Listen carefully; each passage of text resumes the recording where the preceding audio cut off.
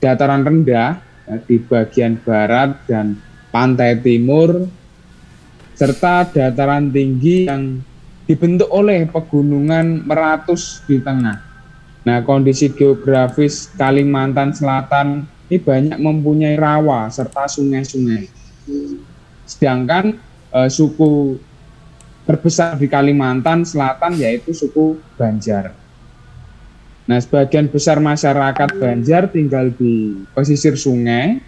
Pada zaman dahulu hingga sekarang juga masih banyak suku Banjar, termasuk masyarakat bahari atau berjiwa kemaritiman.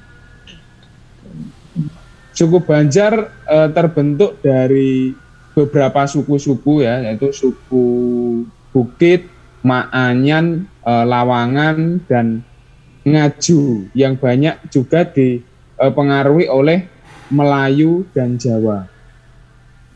Suku ini umumnya terbagi menjadi 3 subsuku ya, yaitu Banjar Pahuluan, Banjar Banyu, dan Banjar Kuala. Nah, untuk sejarah suku Banjar,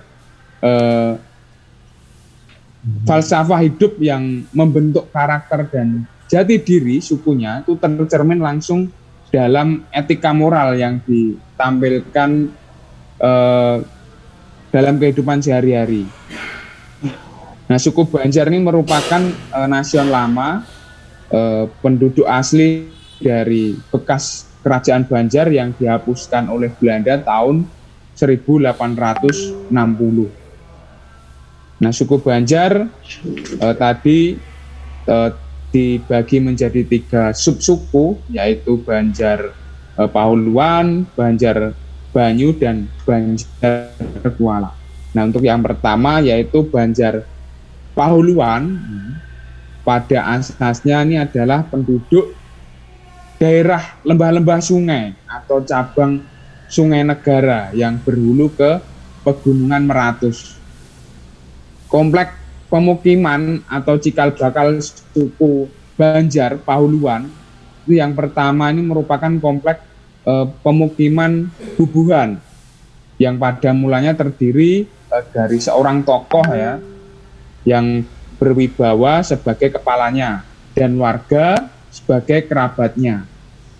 Di daerah lembah-lembah sungai yang berhulu di Pegunungan Meratus ini tampaknya wilayah pemukiman pertama masyarakat Banjar, dan di daerah inilah konsentrasi penduduk yang banyak sejak zaman kuno, dan di daerah inilah dinamakan Pahuluan.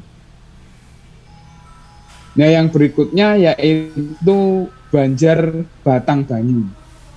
Nah, masyarakat Banjar Batang Banyu ini terbentuk erat sekali kaitannya dengan pusat kekuasaan ya, yang meliputi seluruh wilayah Banjar yang barangkali terbentuk pertama di hulu Sungai Negara atau cabangnya yaitu Sungai Tabalong. Sebagai warga yang berdiam di ibu kota tentu merupakan kebanggaan tersendiri hingga menjadi kelompok penduduk yang terpisah. Yang berikutnya yaitu suku Banjar Kuala. Nah, Banjar Kuala atau Urang Banjar Kuala ini merupakan suatu kelompok masyarakat suku Banjar yang banyak mendiami kota Banjarmasin dan sekitar Martapura. Nah, yang berikutnya orang-orang Banjar tidak segan bekerja di tempat yang jauh dari kampung halamannya, walaupun mereka akan segera kembali jika telah mendapat banyak uang atau pencapaian ya, atau keadaan di perantauan tidak menguntungkan lagi. Nah, salah satu tradisi atau kebiasaan masyarakat Banjar ini adalah tanglong atau kebiasaan masyarakat Banjar mengarak lampu-lampion di malam pertama bulan Ramadan. Jadi seperti di bulan puasa seperti ini, jadi kebiasaan masyarakat Banjar itu ada tradisi ya, tradisi atau kebiasaan yaitu tanglong ya, mengarak lampu-lampion itu keliling kampung. Nah, identitas suku Banjar merupakan suku Dayak yang terislamkan. Nah, suku Banjar terdapat di Kalimantan Selatan. Suku Banjar memiliki tradisi pasar apung. Nah, yang di sungai itu sudah ada sejak zaman kerajaan Banjar. Nah, sungai sebagai sumber kehidupan suku Banjar dengan berbagai aktivitas sehari-hari yang sangat bergantung dengan sungai. Salah satunya yaitu sebagai sumber kehidupan ekonomi masyarakat Banjar, yaitu adanya pasar apung. Masyarakat Banjar melakukan transaksi jual beli di atas sungai. Mungkin teman-teman kalau melihat RCTI Oke, nah itu merupakan di daerah Banjar, yaitu pasar apung yang ada di Banjar. Nah, yang berikutnya penduduk suku Banjar. Nah, berdasarkan sensus penduduk tahun 2010 itu orang Banjar berjumlah 4,1 juta jiwa. Ya, sekitar 2,7 juta orang Banjar tinggal di Kalimantan Selatan dan 1 juta orang Banjar tinggal di wilayah Kalimantan lainnya. Serta 500.000 orang Banjar lainnya tinggal di luar Kalimantan. Nah, suku Banjar banyak berinteraksi dengan para pedagang yang berasal dari berbagai daerah sehingga mempengaruhi budaya masing-masing. Yang berikutnya agama dan kepercayaan suku Banjar. Terdapat beragam kepercayaan dan agama yang ada di suku Banjar, yaitu mulai dari kepercayaan animisme, dinamisme, masyarakat asli yang telah hidup jauh sebelum terbentuknya suku Banjar, hingga perkembangan agama Hindu-Buddha yang menjadi agama pada masa kerajaan besar di Nusantara. Akhirnya Islam sebagai agama yang datang di kemudian seiring penyebarannya di Nusantara sangat mempengaruhi penampilan ciri khas termasuk bangunan yang ada di Banjar. Saat ini agama yang ada di daerah Banjar yaitu mayoritas adalah agama Islam dan ada juga Kristen, Katolik, Hindu, Buddha. Kepercayaan lainnya masih terdapat orang yang menganut kepercayaan animisme, dinamisme. Nah, saat ini orang Banjar, ya tadi disebutkan Pak Al sebagai moderator, mayoritas agama Islam ya, di sana. Nah, selanjutnya bahasa dan masyarakat suku Banjar, ya. Ini bahasa merupakan alat komunikasi yang paling penting bagi manusia, nah, karena bahasa ini dapat mengekspresikan apa yang ada dalam pikiran atau gagasannya yang dijadikan sebagai peristiwa tindak tutur. Nah, masyarakat suku Banjar menggunakan bahasa Banjar sebagai bahasa sehari-hari. Nah, ini bahasa Banjar merupakan salah satu bahasa di Kalimantan yang wilayah pemakaiannya cukup luas, meliputi wilayah Kalimantan Tengah, Timur, nah di samping Kalimantan Selatan sebagai wilayah penutur aslinya. Ini bahasa Banjar merupakan bahasa yang terbentuk karena adanya interaksi tiga suku, yaitu Melayu, Jawa, dan Dayak sebagai suku pribumi. Nah, ini ada beberapa contoh bahasa Banjar, ya. Kalau dari bahasa Banjar Hulu itu gamat atau gimit. Kalau bahasa Banjar Kuala, gemet atau gumut. Nah, bahasa Indonesianya itu pelan. Nah, dan lain sebagainya. Di sini saya sebutkan ada miring. Nah, bahasa Banjar Kualanya mereng, nah bahasa Indonesianya miring juga. Oke, selanjutnya ke tarian suku Banjar ya, tarian suku Banjar nih. Seni tari Banjar terbagi menjadi dua, yaitu seni tari yang dikembangkan di lingkungan istana atau keraton dan seni tari yang dikembangkan oleh rakyat. Nah, seni tari keraton ini ditandai dengan nama baksa ya, yang berasal dari bahasa Jawa, yaitu beksan, yang menandakan kehalusan gerak dalam tata tariannya. Tari-tari ini telah ada dari ratusan tahun yang lalu semenjak zaman dahulu, namun gerakan dan busananya itu telah disesuaikan dengan situasi dan kondisi saat ini. Contohnya gerakan-gerakan tertentu yang dianggap tidak sesuai dengan adab Islam mengalami sedikit perubahan. Nah, nilai yang dapat diambil dari tarian baksa kembang ini adalah menghormati dan menghargai tamu yang merupakan kegiatan yang mulia. Hal ini merupakan budaya bangsa kita yang harus kita junjung tinggi. Nah, di sini sebenarnya dari Banjar itu banyak sekali ya tari-tarian. Ada tari baksa kembang ya, tadi yang saya sebutkan penyambutan tamu agung, kemudian tari baksa panah, tari baksa dadap, tari baksa lilin, tari baksa tameng, tari radap rahayu, tari kuda kepang, tari japin atau jepen, tari tirik wala, tari gandut, tari tirik, tari babujangan, tari jepen lenggang banua, tari japin hadrah, tari kambang kipas, tari balatik, tari parigal amban, tari tameng cakrawati, dan tari alahi sayang. Nah, ini merupakan contoh dari tari baksa kembang. Saya cepatkan. Meskipun bekas akan warisan itu, ada pula yang harus bersama.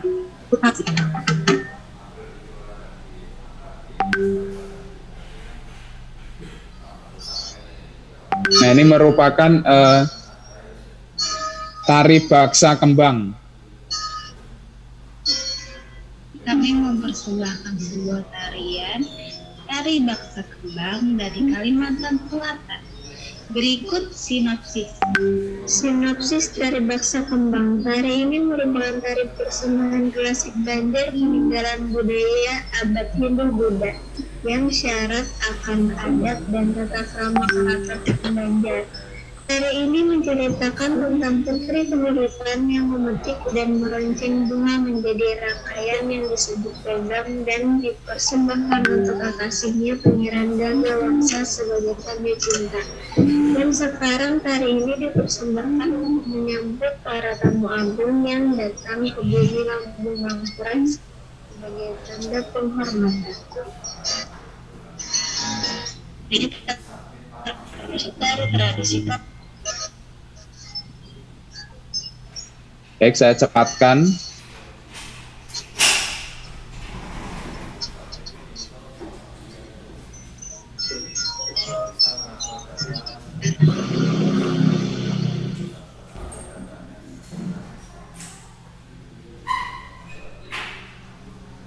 Baik, tadi merupakan keraton yang biasa untuk menyambut tamu-tamu. Nah, yang berikutnya yaitu baju yang pertama itu ada baju taluk balanga. Ini merupakan busana laki-laki ya, leher gunung.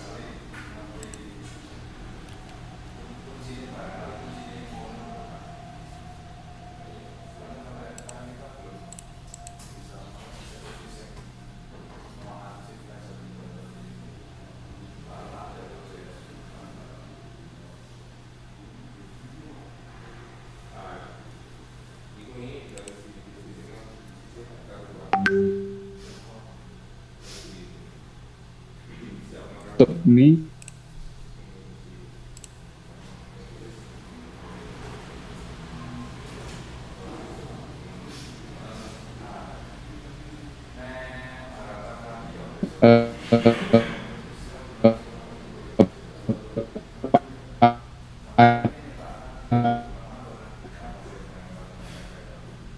Untuk ini serupa dengan jas pada bundar, memakai kerah kecil, tegak, lengan bajunya panjang sampai bagian atas telapak tangan. Yang selanjutnya yaitu baju kurung basisit. Ini mirip yang seperti saya pakai ini, baju kurung basisit, pakaian adat Banjar yang biasanya dikenakan orang-orang dewasa. Ya, bagian depan baju kurung basit ini tidak berbelah, ya, lengannya panjang sampai ke atas telapak tangan juga, dan semakin ke bawah itu semakin mengecil bentuknya. Lehernya juga sama bundar, ya, sama dengan yang saya pakai. Ini merupakan sendiri atau pinjam atau nyewa?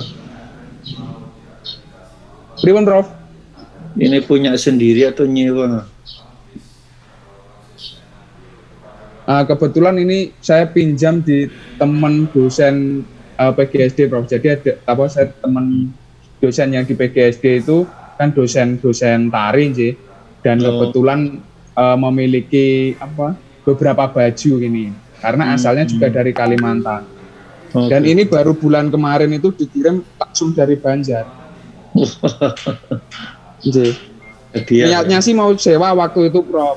Tapi ya niatnya waktu itu mau sewa di daerah Ngasem itu kan. Ternyata setelah saya mendapatkan info dari teman dosen, temennya itu punya gitu, karena asli orang Banjar sana, dan ini baru bulan kemarin dikirim. Oh, iya. Noten, Prof. Bagus. Ya, bagus. Jadi saya lanjutkan. Yaitu rumah adat suku Banjar. Nah, yang pertama ini rumah hubungan tinggi, ya. Rumah hubungan tinggi ini merupakan ikon rumah adat dari suku Banjar. Rumah ini juga yang lebih banyak dikenal oleh masyarakat luas. Rumah hubungan tinggi juga memiliki kedudukan yang lebih tinggi dibandingkan rumah yang lainnya. Ya, berikutnya yaitu rumah Gajah Baliku. Nah, rumah Gajah Baliku ini sangat mirip dengan rumah hubungan tinggi. Yang membedakan ialah bagian atap pada ruang tamunya, di mana pada hubungan Gajah Baliku ini bagian atap ini tidak terlalu tinggi serta mempunyai kemiringan sekitar 60 derajat. Yang berikutnya rumah Palimasan. Rumah Palimasan memiliki ciri khas pada bagian atapnya yang menggunakan atap berbentuk limas karena atap perisainya. Nah, untuk bentuknya itu terbentuk persegi panjang dengan menggunakan tangga masuk pada bagian muka untuk ke pelataran dalam. Yang selanjutnya yaitu rumah Balai Bini. Rumah Balai Bini ini diperuntukkan untuk prajurit, ya. Kalau zaman dahulu keamanan kerajaan hanya saja dikhususkan bagi mereka yang berjenis perempuan. Rumah ini dijadikan sebagai tempat tinggal para putri raja maupun warga kerajaan perempuan yang ada di sekitaran kerajaan. Yang selanjutnya yaitu rumah Tadah Alas. Rumah Tadah Alas ini berasal dari pengembangan rumah Balai Bini. Nah, rumah Tadah Alas ini menambahkan bagian atapnya itu dengan satu lapis atap perisai yang berfungsi sebagai kanopi atau penutup untuk bagian depan, dan ditambahkan atap kemudian disebut dengan Tadah Alas. Yang selanjutnya yaitu rumah Gajah Manyusu. Ya, rumah Gajah Manyusu ini rumah dari suku Banjar yang memiliki ciri khas pada bagian depannya yang berbentuk limas dengan lengkap hidung bab picik ya. Untuk bagian atapnya menggunakan perisai buntung atau juga disebut dengan hidung bab picik. Nah, di mana atap ini akan menutup bagian serambi pamedangan hingga ruangan yang berada di belakang serambi. Bentuk limas ini kemudian berkembang menjadi bentuk segi empat memanjang. Yang selanjutnya yaitu rumah balai laki. Rumah balai laki ini lebih banyak ditinggali oleh punggawa mantra dan juga prajurit yang mengawal keamanan di Kesultanan Banjar. Rumah balai laki ini dianggap sebagai rumah yang tidak begitu berbeda dari rumah Palimbangan. Jika dicermati, tetap ada perbedaan yang terlihat, yakni pada dimensi yang lebih kecil jika dibandingkan dengan Palimbangan. Yang selanjutnya rumah Palimbangan. Nah, rumah Palimbangan ini bisa dikatakan sebagai rumah adat yang megah dan juga besar di kalangan Kesultanan Banjar. Sebab rumah Palimbangan umumnya ini akan ditinggali oleh mereka merupakan kaum alim ulama atau saudagar kaya. Yang selanjutnya yaitu rumah cacak burung. Rumah cacak burung memiliki kekhasan yaitu ketinggian seperti tanda plus kayak itu atau tanda tambah, bahkan tampak maknanya ternyata bentuk tersebut dipercaya sebagai tanda untuk menolak bala. Yang selanjutnya rumah lanting. Rumah lanting ini merupakan rakitan tradisional khas suku Banjar yang ada saat Kesultanan Banjar.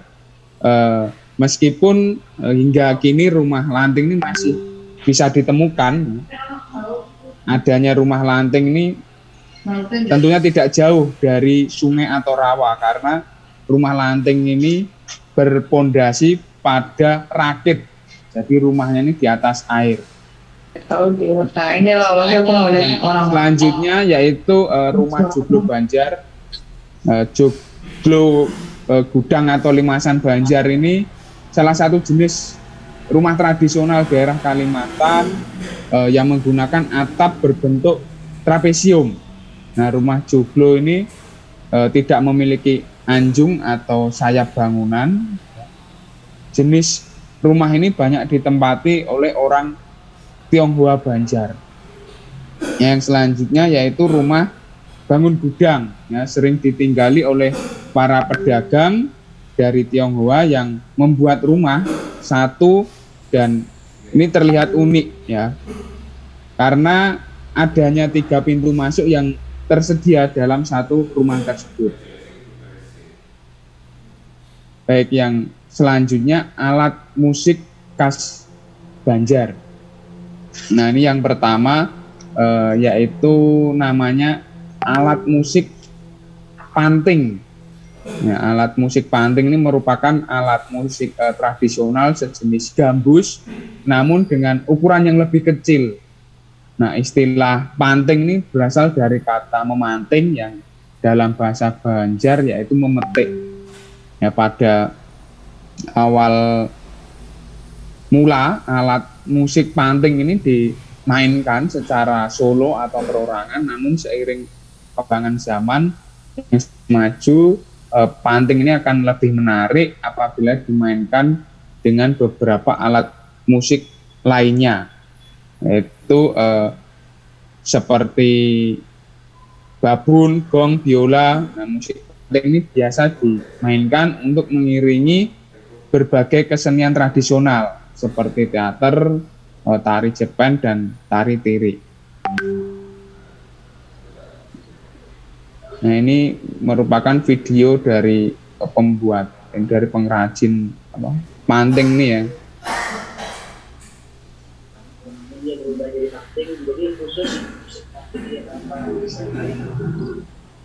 Nah, ini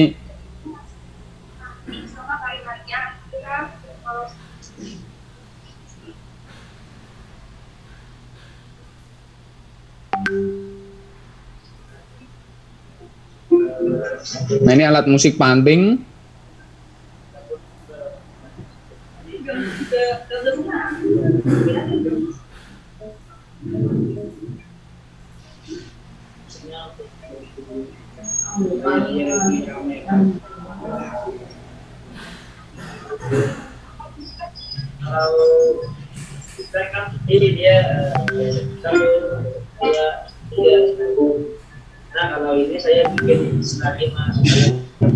Oke, selanjutnya untuk menghemat waktu, ya. Kemudian gamelan Banjar. Gamelan Banjar ini merupakan sebuah seni karawitan dengan alat-alat musik gamelan yang berkembang dalam masyarakat suku Banjar Kalimantan Selatan. Dalam masyarakat Banjar dikenal dua jenis gamelan Banjar, yaitu gamelan versi keraton dan versi kerakyatan. Namun dalam perkembangannya musik gamelan Banjar ini versi keraton sudah kian punah, ya. Berbeda dengan versi kerakyatan yang masih eksis hingga sekarang. Ini gambarnya gamelan Banjar ini hampir mirip dengan gamelan yang ada di Jawa, ya. Jadi ada gongnya juga, perangkat-perangkat lainnya ini mirip. Selanjutnya yaitu alat musik kalang kupak. Nah, kalang kupak ini merupakan alat musik tradisional yang terbuat dari jenis bambu yang tipis, ya. Alat musik ini terdiri dari 8 ruas bambu yang masing-masing dipotong setengah dan dibuat meruncing di bagian ujungnya. Ruas-ruas bambu tersebut kemudian disatukan dengan serat rotan sehingga bentuknya menyerupai alat musik calung. Kalau seperti di daerah Jawa Barat, alat musik kalang kupak ini berperan sebagai pembawa melodi yang biasanya dimainkan bersama dengan alat musik gong, babon, lumba, dan kecapi. Nah, untuk mengiringi upacara adat Balian, selain itu alat musik tersebut juga dimainkan untuk mengiringi berbagai tarian adat. Nah, ini contoh alat musik tadi, ya, kalang kupak. Nah, bunyinya seperti ini. Mohon maaf gambarnya pecah, kurang bagus.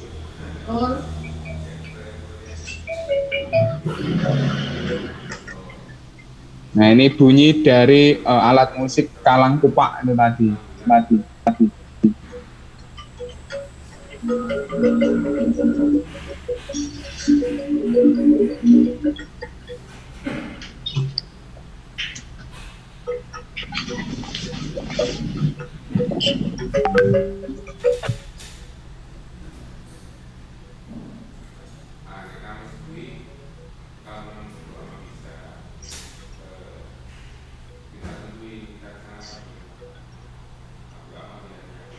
Selanjutnya yaitu alat musik sarunai Banjar. Ini bertrompet, ya. Nah, kemarin yang sudah disebutkan seperti di daerah Padang, ya, sarunai ini merupakan salah satu alat musik khas suku Banjar yang berbentuk seperti trompet, ya. Pada bagian ujung alat musik ini terdapat lidah-lidah ganda yang terbuat dari daun kelapa kering yang berfungsi sebagai tempat tiup yang berlangsung mengenai bibir pemain trompet tersebut atau serunai. Dalam suku Banjar, alat musik sarunai ini biasa dimainkan bersama gendang dan gong sebagai pengiring seni bela diri ataupun tari kuda kepang. Nah, ini contoh musik sarunai Banjar, ya. Ini karena ini gambarnya mungkin dari handphone, ya, jadi ngeblur.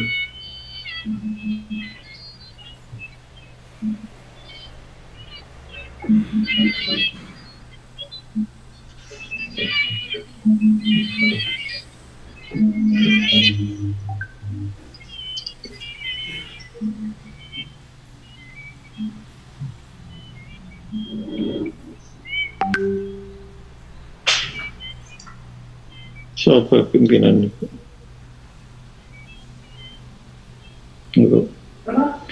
mimpin iku sapa? Ngajian terus.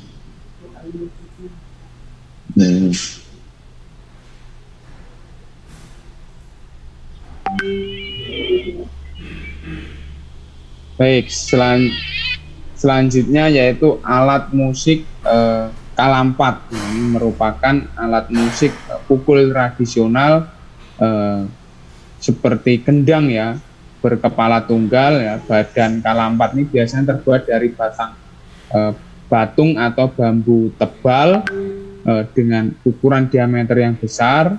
Alat musik kalampat ini dimainkan dengan cara dipukul menggunakan pemukul yang terbuat dari rotan. Biasanya kalampat ini bersama dengan alat musik gong ya sebagai pengiring upacara bawanang atau panen padi. Selanjutnya yaitu permainan tradisional. Permainan tradisional balogo. Balogo ini terbuat dari bahan yang berasal dari tempurung kelapa ya atau batok kelapa itu kebanyakan dibuat berlapis dua dan direkatkan dengan bahan aspal atau dempul ya, supaya rekat dan kuat. Ukuran bahan tempurung kelapa yang digunakan memiliki garis tengah sekitar 5-7 cm dan tebal antara 1-2 meter. Nah, saat bermain balogo itu pemain harus dibantu dengan alat bantu sebuah alat yang disebut panapak, atau kadang-kadang ini beberapa daerah yang menyebutnya dengan campa, yakni stick atau alat pemukul yang panjangnya sekitar 40 cm dengan lebar 2 cm. Fungsi panapak atau campa ini untuk mendorong balogo atau logo tadi agar bisa meluncur dan merobohkan logo pihak lawan atau yang dipasang saat bermain. Nah, permainan tradisional balogo ini dilakukan 1 lawan 1 atau secara beregu ya. Cara aturan bermain itu juga berbeda antara 1 lawan 1 beregu. Jika dimainkan secara beregu maka jumlah pemain yang melakukan harus sama dengan jumlah yang pasang. Nah, makna permainan balogo ini tidak hanya menyenangkan dan bisa menjadi warisan budaya. Permainan balogo juga mengandung filosofi yang luhur sebagai tradisi permainan yang diwariskan nenek moyang suku Dayak dan suku Banjar. Kemudian permainan balogo ini dipercaya masyarakat dari zaman dahulu hingga eksis sekarang masih dipermainkan oleh anak-anak. Nah, ini contoh permainan balogo.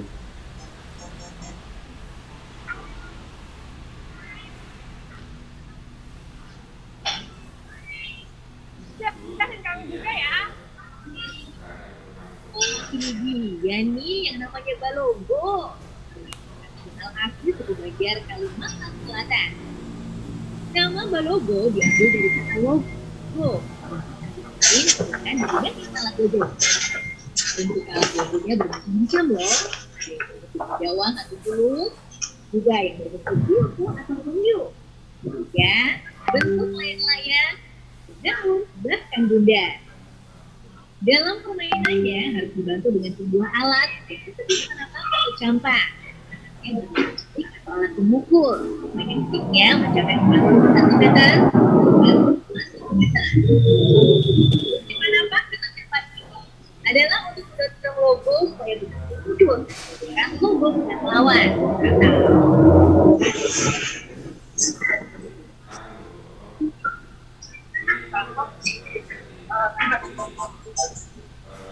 Oke, tadi permainan tradisional balogo. Nah, kemudian cerita legenda Banjar. Ini suku Banjar ini juga memiliki cerita legenda, salah satunya yaitu cerita Putri Junjung Buih. Nah, cerita ini kerap menjadi legenda yang sering diceritakan secara turun-temurun ya. Amanat yang didapatkan dari cerita rakyat Putri Junjung Buih ini adalah jika menginginkan sesuatu, berusahalah sekuat mungkin untuk mendapatkannya. Sama seperti usaha Raja Padmarada dalam mendapatkan buah hati yang diidam-idamkan. Nah, kemudian Mas Beri, ya. Jagalah.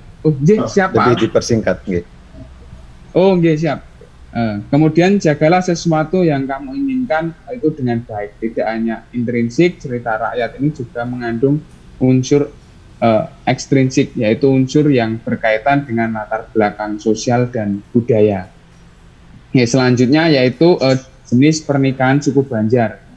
Suku Banjar di Kalimantan Selatan ini sebagaimana juga dengan suku-suku yang lain ada di Nusantara memiliki adat pernikahan juga.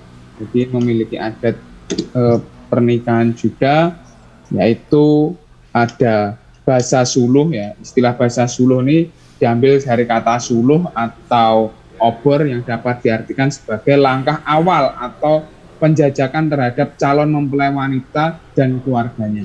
Yang kemudian ada bata takunan. Bata takunan ini adalah tahapan seperti layaknya bahasa suluh tadi, tapi sifatnya lebih detail atau lebih jelas ya. Itu mungkin sudah melibatkan dengan keluarga besarnya. Yang kemudian yaitu badatang. Nah, badatang ini merupakan tahapan berikutnya dari bata takunan, yaitu menunjukkan keseriusan pihak mempelai pria kepada calonnya, yaitu dengan cara datang membawa keluarga besarnya. Nah, yang selanjutnya yaitu ma'atar patalian. Ini merupakan tahapan peresmian bahwa kedua calon itu sudah tidak bisa diganggu oleh gadis atau pria lain. Nah, tahapan ini merupakan tindak lanjut dari badatang tadi. Jadi mempelai pria itu sudah resmi badatang dan diterima, selanjutnya akan melaksanakan tahapan ma'atar patalian. Yang selanjutnya ma'atar jujuran. Ini merupakan ikatan perkawinan dengan mas kawin. Dalam suku lain dikatakan sebagai tahapan pemberian belis ya. Jujuran atau mas kawin ini bisa diantar kepada pihak perempuan sebelum hari akad nikah dilaksanakan.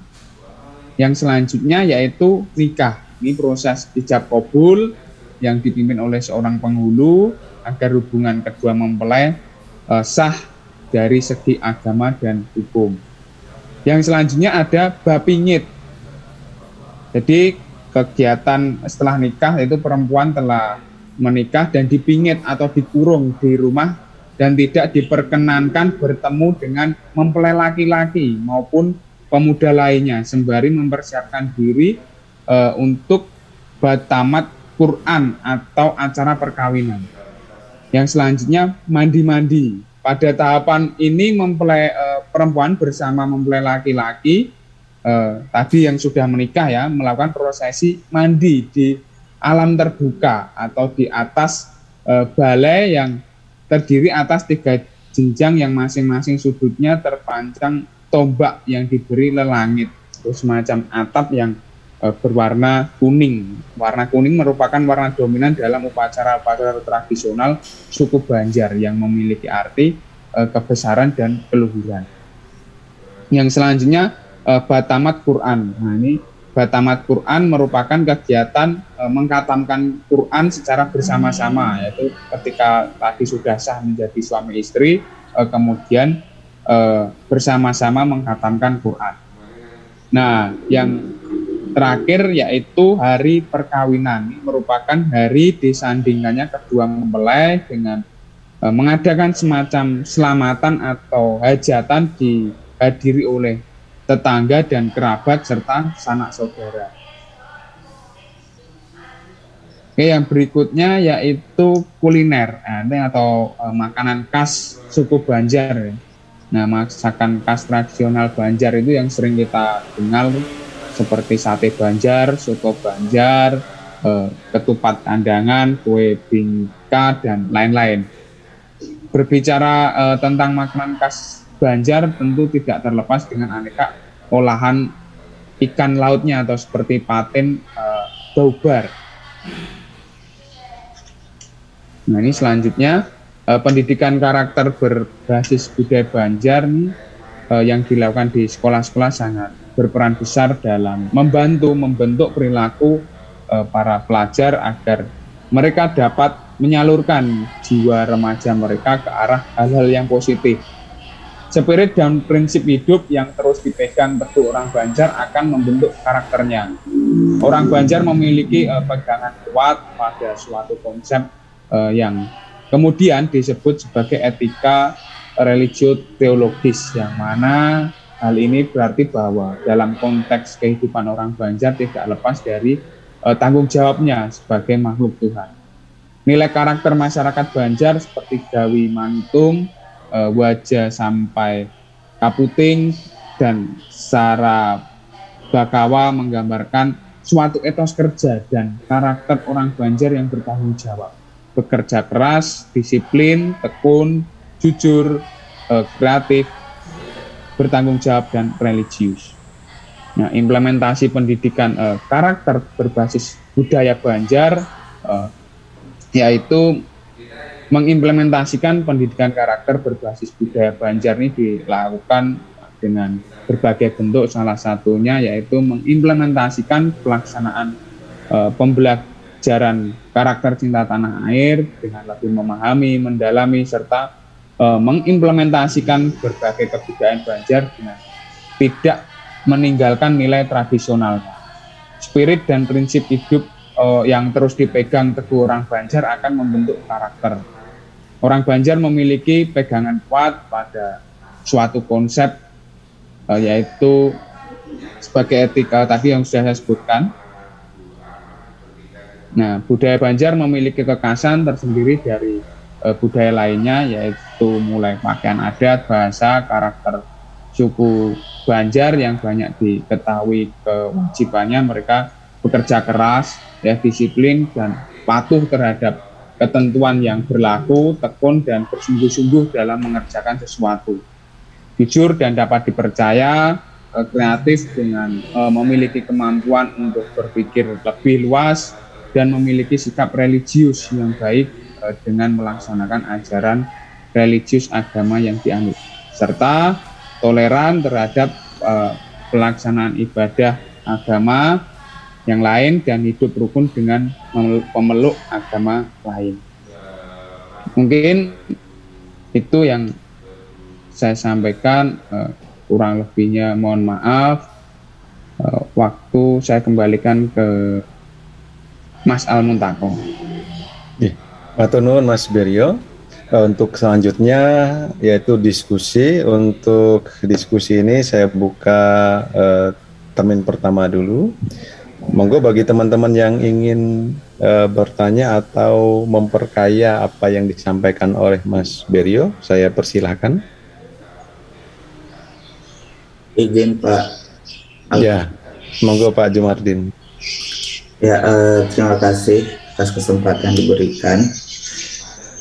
Terima kasih kepada Mas Beryo atas materi yang disampaikan, sangat luar biasa.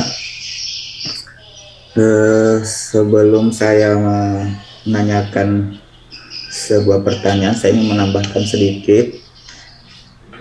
Ini saya temukan, saya membaca di Tribun Jogja yang ditulis oleh Iwan Ogan Apriansa tentang menelusuri suku Banjar dari Kalimantan yang menjadi leluhur orang-orang Madagaskar, yang diterbitkan pada tanggal 17 Maret 2018.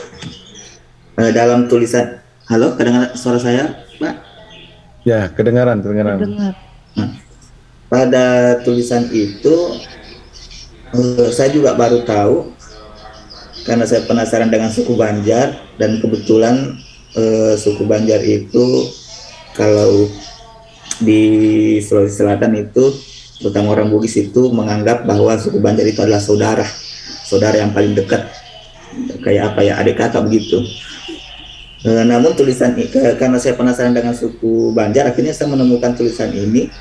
Ternyata para ilmuwan telah lama ini memperdebatkan tentang asal-usul Madagaskar, orang-orang Madagaskar yang ternyata memiliki leluhur dari Asia dan Afrika. Nah, ini ada risetnya, yang riset kolaboratif yang bersama Prof. Herawati Sudoyo di Lembaga Biologi Molekuler Eijkman, yang ini mengidentifikasi orang-orang Banjar. Dan dari menganalisis genom 3.000 orang, 190 populasi dari sekitaran wilayah Samudra Hindia, dan termasuk 30 populasi dari Indonesia dan Komoro, ini menganalisis tiga aspek, berasal dari aspek linguistik, arkeologis, dan genetik. Nah, dari hasil risetnya itu, pada ahli linguistik itu ternyata kosakata dari Madagaskar itu sebagian besar berasal dari sebuah bahasa yang dulu diturunkan dari sepanjang lembah Sungai Barito di Kalimantan bagian tenggara. Jadi yang dimaksud di sini adalah suku Banjar. Dan 90% kosakatanya berasal dari bahasa Maanyan. Sedangkan 10% justru malah kurang dari 10% bahasa dari bahasa Malagasy itu berasal dari Afrika. Sedangkan kita tahu bahwa Madagaskar itu adalah bagian dari Afrika Timur. Dari kosakatanya malah 90% berasal dari kosakata berasal dari suku Maanyan dari Kalimantan Selatan atau suku Banjar. Kemudian dari sisi arkeologi ini juga menemukan bukti bahwa pembuatan besi, kemudian perahu layar, serta instrumen musik, dan budidaya padi dan umbi-umbian itu ada pada suku Madagaskar yang merupakan makanan tropis. Jadi sangat mirip dengan kebudayaan yang ada di Indonesia dibanding dengan kebudayaan yang ada di Afrika Utara, Afrika Timur pada umumnya. Kemudian dari genetik juga, dari sisi genetik bahwa ternyata orang-orang Madagaskar itu genetiknya lebih mirip dengan orang-orang Asia dibanding dengan orang-orang Afrika. Itu mungkin sedikit saya tambahkan. Kemudian untuk linguistiknya, saya juga mencari apa persamaannya bahasa Malagasy dengan bahasa dari suku Banjar, dan saya menemukan memang ternyata banyak dari kosakata yang mirip. Misalnya kalau satu itu, kalau bahasa Malagasy-nya Isa, bahasa Dayak Mayangnya juga Isa, sama. Dua Roa, kalau Malagasy, kalau Dayak itu Rueh, tapi kalau Roa ini, kalau bahasa Malagasy dibaca Ru, sedangkan Dayak Mayang itu Rueh. Jadi hampir mirip. Dan banyak kosakata yang lain yang mirip yang saya temukan di Wikipedia. Mungkin itu sedikit tambahannya, Pak Al. Kemudian pertanyaan saya terkait dengan bahasa ini, yang bahasa dari Banjar. Tadi dipaparkan bahwa di Banjar itu ada dua bahasa yang dominan, yaitu Banjar Hulu dan Banjar Kuala, ya kalau tidak salah. Banjar Kuala. Nah, yang saya pertanyakan untuk di sekolah dasar, Mas Berio, apakah Mas Berio menemukan adanya pembelajaran khusus, mungkin masuk muatan lokalnya, atau ada materi lain yang mengajarkan tentang bahasa ini, maksudnya masuk ke dalam kurikulum tentang bahasa Banjar yang dua tadi itu, yang bahasa Mandar Hulu dan bahasa Mandar Kuala. Mungkin demikian. Pak Jumardin. Oke. Terima kasih. Terima kasih Pak Jumardin. Monggo Mas Berio bisa menanggapi. Terima kasih Mas Al dan Pak Jumardin tadi sudah banyak sekali ya menambahkan terkait Madagaskar tadi ya. Ini memang menarik sekali tadi ketika suku bangsa Banjar ya berasal dari Banjar yang merupakan pembaruan masyarakat yang beberapa daerah aliran sungai atau das, yaitu saya sebutkan tadi Das Bahan, Das Barito dan Das Martapura serta Das Tabanco. Nih dari daerah pusat budaya ini suku Banjar sejak berabad-abad yang lalu bergerak secara meluas, melakukan migrasi serta sentrifugal atau secara lompat itu ke berbagai daerah Nusantara hingga sampai ke Madagaskar. Nah, tadi sampai Pak Jumardin juga menemukan yang menarik kaitannya dengan Madagaskar dan tadi pertanyaan bagaimana implementasi atau bahasa diterapkan pada sekolah dasar di Banjar seperti itu ya Pak, kalau tidak salah. Nah, salah satu bentuk cara implementasi karakter berbasis budaya ataupun bahasa itu ya yang saya pahami dari beberapa referensi yang saya baca, yaitu Banjar ini tidak meninggalkan suku aslinya atau suku tradisionalnya. Tetap ada upaya untuk melestarikan bahasa itu, bahasa Banjar. Nah, dalam bentuk muatan pelajaran, ya, seperti muatan lokal pada satuan pendidikan. Jadi seperti bahasa-bahasa tadi kayak Banjar Hulu, Banjar Kuala, kayak gitu, di satuan pendidikan itu ada muatan lokalnya, menerapkan bahasa, masih memakai bahasa Banjar. Ngoten Pak Jumardin, mungkin itu jawaban dari saya. Mungkin ada tambahan?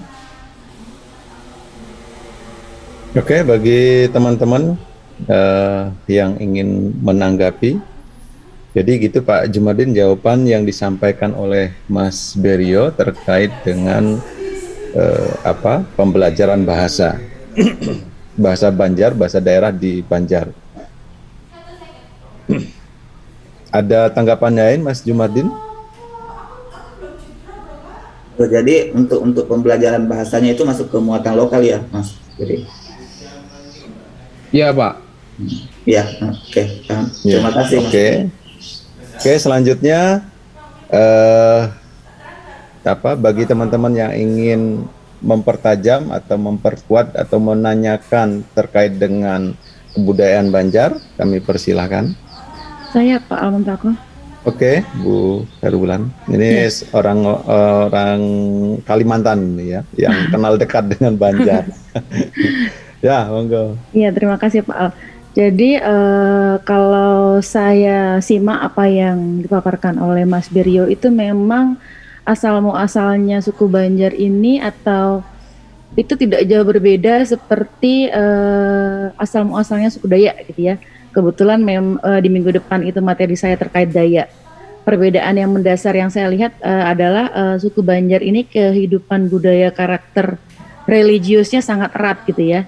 Nah, kalau tadi mungkin Pak Jumardin mengatakan bahwa asal mulanya dari Madagaskar, kalau suku Dayak ini malah dari salah satu provinsi di Cina yaitu Yunnan atau Yuman gitu kalau nggak salah saya. Jadi memang kalau ada gelombang migrasi gitu ya, ada gelombang migrasi yang akhirnya yang Islam itu Dayak yang diislamkan itu pada daerah lain dan Dayak yang masih tetap pada kepercayaan dan keyakinannya itu berada sebagian besar di antara Pulau Kalimantan itu ada di Kalimantan Barat gitu. Jadi saya berasumsi mungkin yang Dayak yang banyak terislamkan itu berada pada Banjar ini gitu.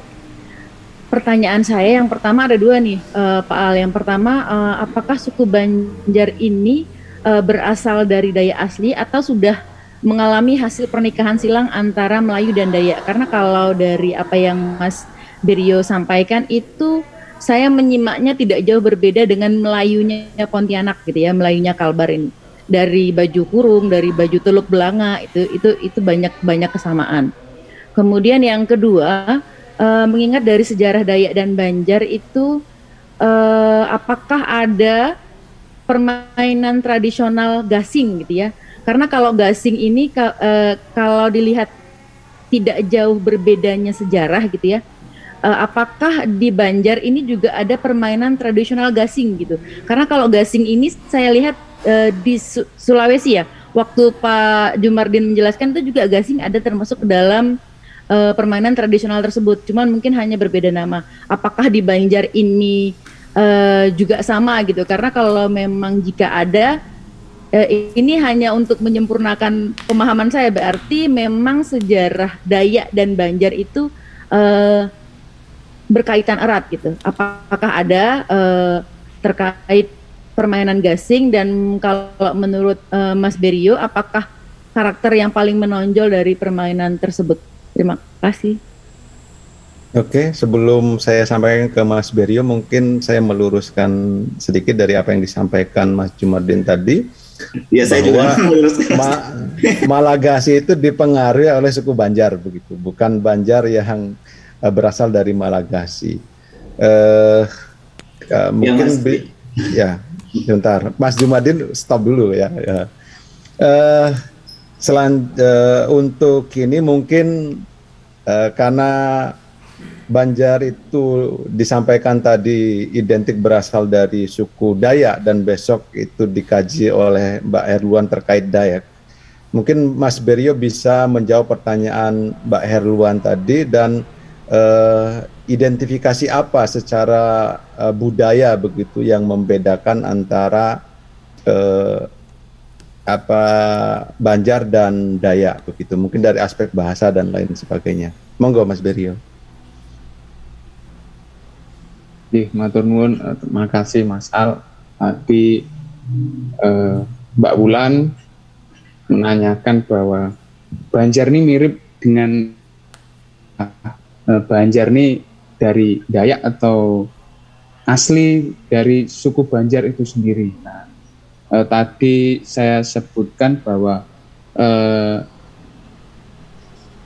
suku Banjar itu berasal dari suku Dayak, namun untuk suku asli Banjar itu sendiri memang ada ya.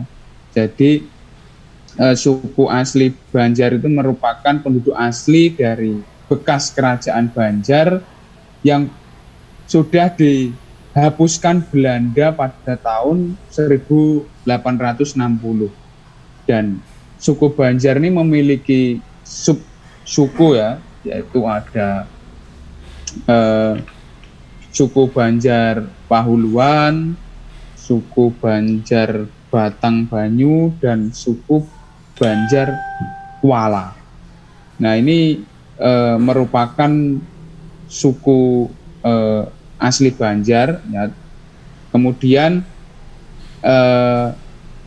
mempengaruhi budaya Melayu. Nah, jadi suku Banjar itu mempengaruhi budaya Melayu terkait karakter religius ya. Itu menjadi ciri khas juga ya. Suku Banjar itu memiliki karakter yang religius. Pada suku Banjar itu dikarenakan sejarah suku Banjar Kuala itu disampaikan bahwa identitas suku Banjar merupakan suku Dayak yang terislamkan. Jadi nilai religius, karakter religius yang didapatkan dari suku Banjar ini, identitas suku Banjar yang merupakan suku Dayak yang terislamkan. Nah, kemudian tadi pertanyaan yang kedua dari Mbak Mulan, apakah ada permainan gangsing seperti itu ya, seperti di daerah-daerah lain. Nah, berdasarkan referensi yang saya baca memang permainan tersebut ada ya dalam suku Banjar, disebutnya itu begasing. Dan menurut saya begasing ini mengandung nilai pendidikan yang positif karena mampu melatih keterampilan, ketangkasan, serta setia kawan dalam tim atau bekerja sama yang baik. Nah, selain begasing tadi juga ada permainan tradisional yang saya sebutkan, yaitu tadi balugo ya. Tadi balugo itu saya rasa konsep dari permainannya itu tidak jauh juga dari gangsing, yang intinya itu juga menjatuhkan lawan atau musuhnya seperti itu. Mungkin itu yang saya jawab. Mungkin jika ada teman-teman yang ingin menambahkan, monggo. Oke, terima kasih Mas Berio. Mungkin bagi teman-teman yang ingin menanggapi atau Mbak Herwulan ingin mengklarifikasi atau merespon, memberikan feedback terhadap jawaban Mas Berio. Ya, terima kasih Mas Berio jawabannya. Dari jawaban Mas Berio malah saya jadi akhirnya jatuhnya penasaran ya. Berarti kan gasing ini kalau di Banjar namanya bagasing. Jadi pengen mencari tahu filosofinya itu sama nggak dengan filosofi munculnya pangkak gasing dari suku Dayak gitu. Kalau filosofinya sama, berarti Dayak yang diislamkan itu benar-benar di daerah Banjar gitu ya, kalau kita baca sejarahnya, kalau yang saya pahami seperti itu. Makasih Mas Berio. Oke, kita sampai jam 9.10 gitu. Ya. Waktu kita. Mungkin diskusi kita cukupkan 2 termin. Dan dari penjelasan Mas Berio tadi, kalau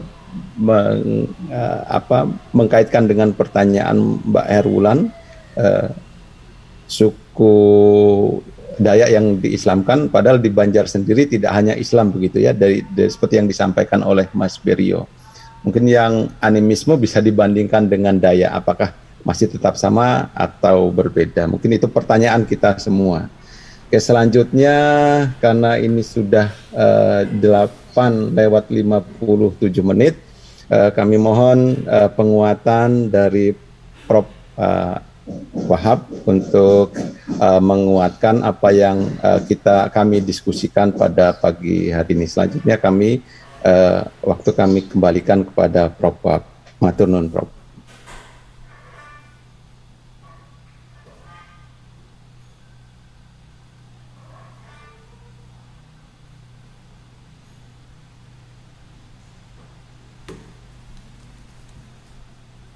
Suaranya belum terdengar, Prof. Prof masih on. Enggak, share-nya di stop dulu, yang Mas tadi keluar dulu. Di-off-kan. Saya tak share dulu.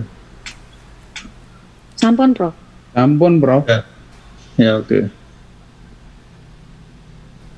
Ini saya tunggu-tunggu ini. Ternyata beneran GoPay terbukti aman.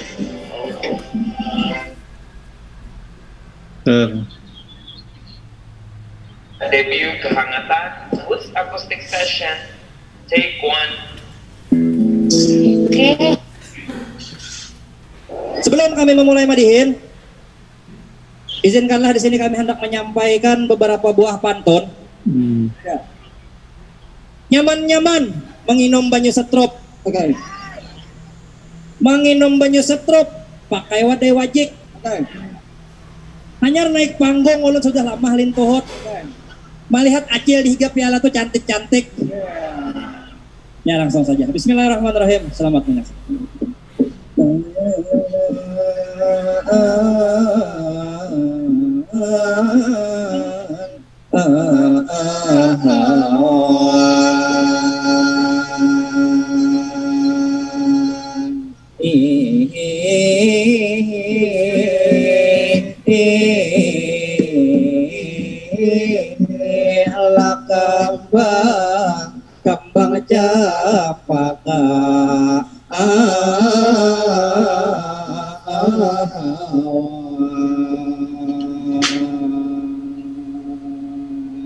Malarang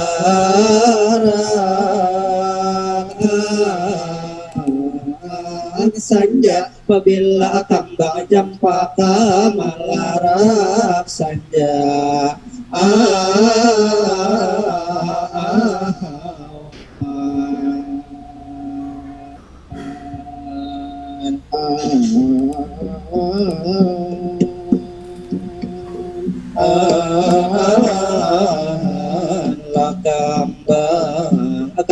kambang jarujo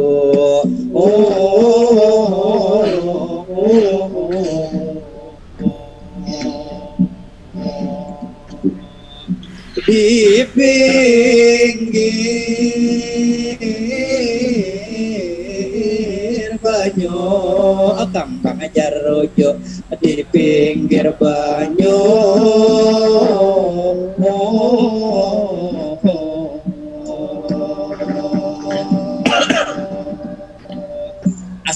Assalamualaikum hadirin hadirin.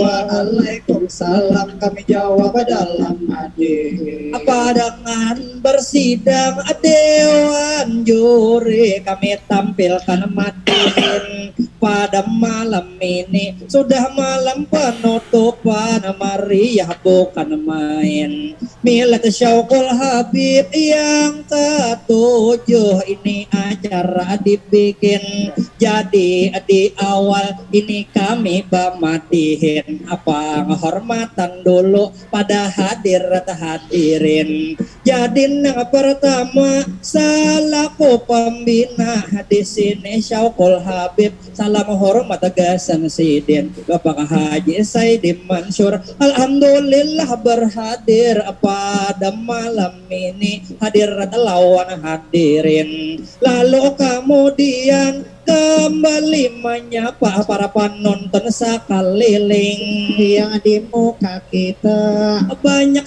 ajil bunga saat ini bapo portabel terputar-putar tulis kaning juanang di kanan nang para piala banyak babinian jangan pinapian mamojok apalagi sampai bagandeng jua di belakang rami mahadang piala pina ulun maniring lalu malam ini milad Syauqul Habib sudah nang ketujuh meriahnya bukan main jadi doakan inilah selalu dalam mencintai Nabi mereka selalu konsisten hingga kemudian nanti semakin maju ke depan tentu ucapkan amin lalu kemudian supaya tambah meriah acara dibikin untuk milad Syauqul Habib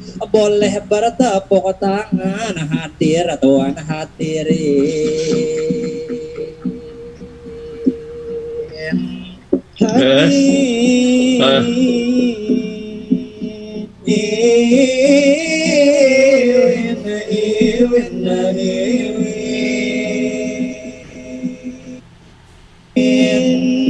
Alhamdulillah tentunya kita junjung kehadirat Allah. Udah? Ampun. Ampun, Prof. Tapi tunggu ditampilkan itu yang khas. Ini sudah pakai baju apa Banjar berapa di Mbak Vera, Mbak Indriana, Mbak Prabandi, Mbak Wulan dan Mbak Esti. Hebat sekali, meriah ini. Mas Ferio luar biasa kami disambut oleh putri-putri Banjar ini. Disambut bidadari-bidadari ini. Bidadari Banjar ini, wah seneng, meriah ini ya. Ini harus diabadikan ini. Ampun, Prof. Sudah. Oh. Okay. Jadi itu tadi sebenarnya dari kehidupan tradisional, tapi di era modern ini dimodifikasi sedemikian rupa. Ini tetap kontekstual. Ini menarik. Jadi dan ini tidak hanya dinikmati oleh orang daerah sana, tapi para tamu dari berbagai daerah lama-lama menikmati ya. Awalnya sih kok gini sih. Begitu mengikuti kreativitas siapa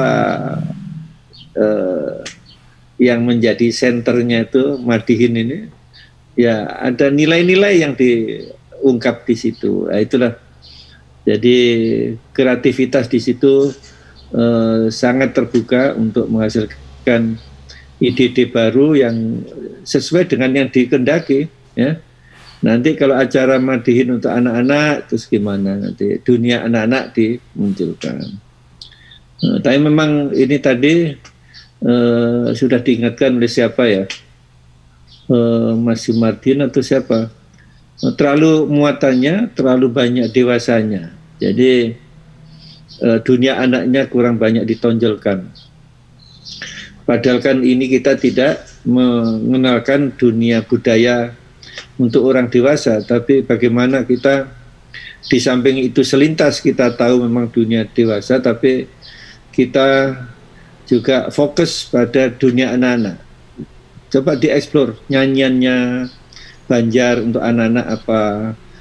Kalau tidak salah yang sangat kental itu yang tadi disampaikan bahwa aslinya itu orang Dayak, tapi kena pengaruh dari budaya Melayu. Jadi nggak kebalik ya, bukan Banjar mempengaruhi Melayu, tapi Melayu mempengaruhi Banjar melalui Dayak Kahariangan ya, Kahariangan ya Mbak? Karena yang Kahyangan ya, Kahyangan. Cina juga, Arab juga mempengaruhi, dan terutama dari Melayu dan Arab lebih membawa budaya Islam, sehingga Dayak yang banyak Islamnya itu akhirnya berkumpul tersentralkan di Banjarmasin. Jadi sebagian besar orang yang ada di Kalimantan Tengah yang Dayak sebagian besar itu terutama dekat dengan Kristen ya. Sementara yang ada di Kalimantan Barat itu 50-50 kalau tidak salah ya. Orang Dayak yang ada di Kalimantan Barat itu cukup banyak, tapi tidak sebanyak yang ada di Kalimantan Selatan. Saya kira Kalimantan Barat itu relatif sama dengan Kalimantan Timur ya. Kalimantan Timur itu kelihatannya juga seperti itu, tapi mungkin bisa dikatakan antara Kalimantan Barat dan Kalimantan Selatan, Kalimantan Timur itu. Karena sana juga banyak dipengaruhi oleh Sulawesi Selatan ya, Bugis sama Madura ya. Itu yang membuat Kalimantan Timur itu dan Jawa ya. Jawa tentu Jawa yang daratan utara ya, yang pantai utara. Itu memang cukup memberikan warna terhadap kehidupan Islam yang ada di Kalimantan Timur. Yang tadi yang juga terlalu kental Dayaknya, tapi yang juga tidak kalah pentingnya kan Banjar Selatan ini kan tadi sudah disinggung tentang pusat Torekoh. Dengan begitu maka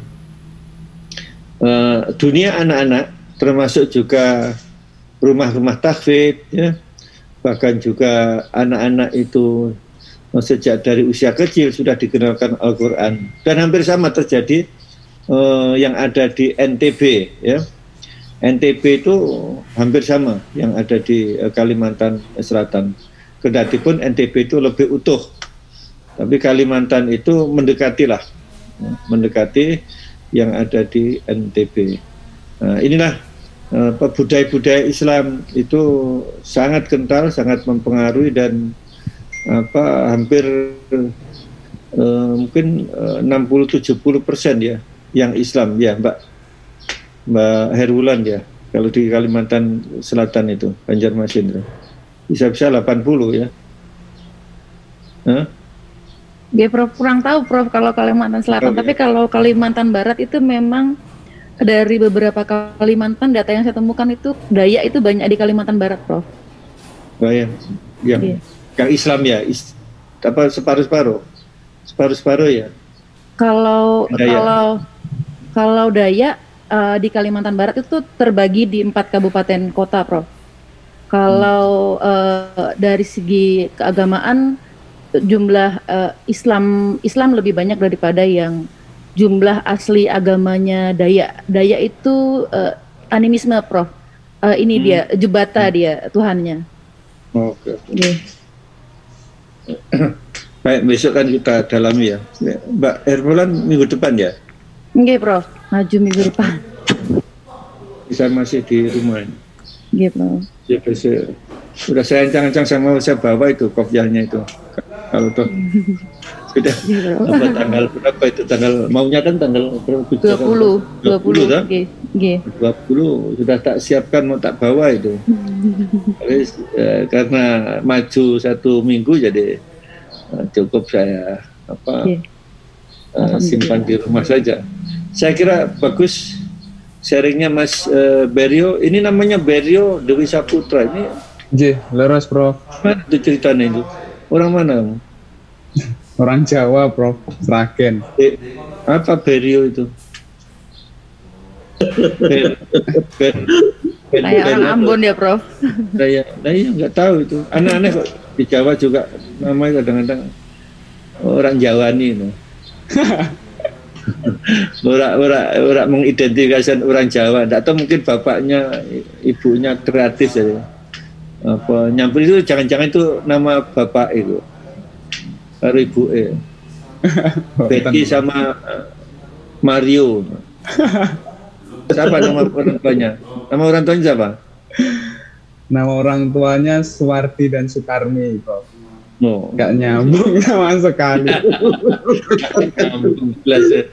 Terus katanya sih pada orang tuanya apa itu? Beryo itu apa? Sempat waktu sekolah dulu sempat tanya Beryo itu berasal dari 2 kata. Ber itu lahirnya di bulan September dan Rio itu tahun sekitar 70 apa 80 itu di Brasil atau mana dapat tinju hebat kan, namanya Rio siapa gitu.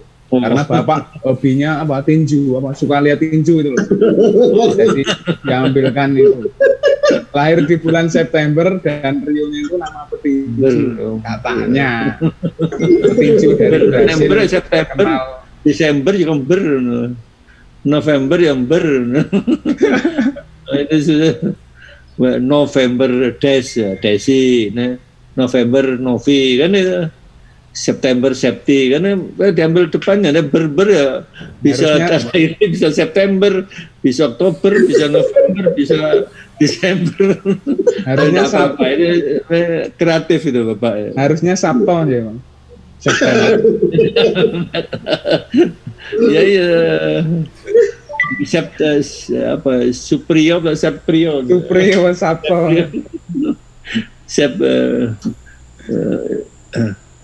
Apa ya bisa di apa campur supaya, tapi apapun itu yang terbaik ya. Justru memiliki cakupan yang besar, tidak hanya 1 bulan aja.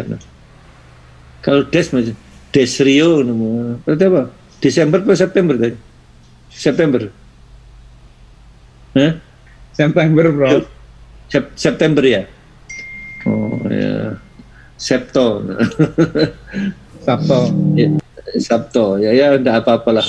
Yang penting itu unik-unik. Cari sedunia nggak ada itu nama itu. Coba. Ya, betul. Kreatif, Prof.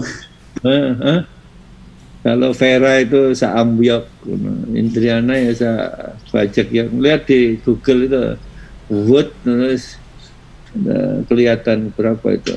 Sutina Saembrek, Hermulan Saembrek. Ya, saya kira itu. Terima kasih. Ini siapa ini Mas SMK ini? PK2 ini. Pak Wahdan, Prof. Mas Wahdan, Prof. Ya, Prof. Oke, baik. Terima kasih. Saya kira itu catatan kecil saya yang jelas Banjar itu identik budaya Islam, ya. Itu tokoh-tokoh banyak, Idam Khalid, ya. Dulu ada siapa itu banyak, ya, Idam Khalid, Amidan itu sekarang Jakarta, terus siapa lagi, Basri atau Mui Basri, Kiai Haji Basri, Basri. Saya kira banyak.